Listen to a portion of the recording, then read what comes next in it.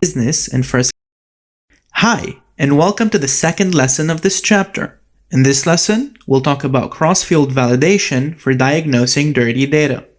Let's take a look at the following dataset. It contains flight statistics on the total number of passengers in economy, business, and first class, as well as the total passengers for each flight. We know that these columns have been collected and merged from different data sources, and a common challenge when merging data from different sources is data integrity, or more broadly, making sure that our data is correct. This is where cross-field validation comes in.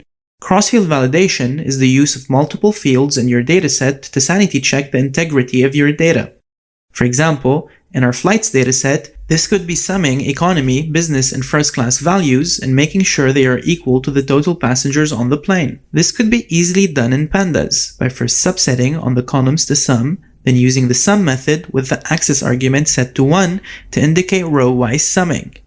We then find instances where the total passengers column is equal to the sum of the classes, and find and filter out instances of inconsistent passenger amounts by subsetting on the equality we created with brackets and the tilde symbol. Here's another example containing user IDs, birthdays, and age values for a set of users. We can, for example, make sure that the age and birthday columns are correct by subtracting the number of years between today's date and each birthday. We can do this by first making sure the birthday column is converted to datetime with the pandas to datetime function. We then create an object storing today's date using the datetime package's date.today function. We then calculate the difference in years between today's date's year and the year of each birthday by using the .dt.year attribute of the user's birthday column. We then find instances where the calculated ages are equal to the actual age column in the user's data frame. We then find and filter out the instances where we have inconsistencies using subsetting with brackets and the tilde symbol on the equality we created. So what should be the course of action in case we spot inconsistencies with cross-field validation?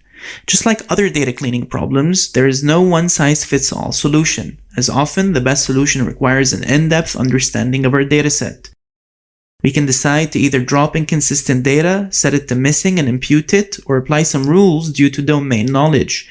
All these routes and assumptions can be decided upon only when you have a good understanding of where your dataset comes from and the different sources feeding into it. Now that you know about cross-field validation, let's get to practice.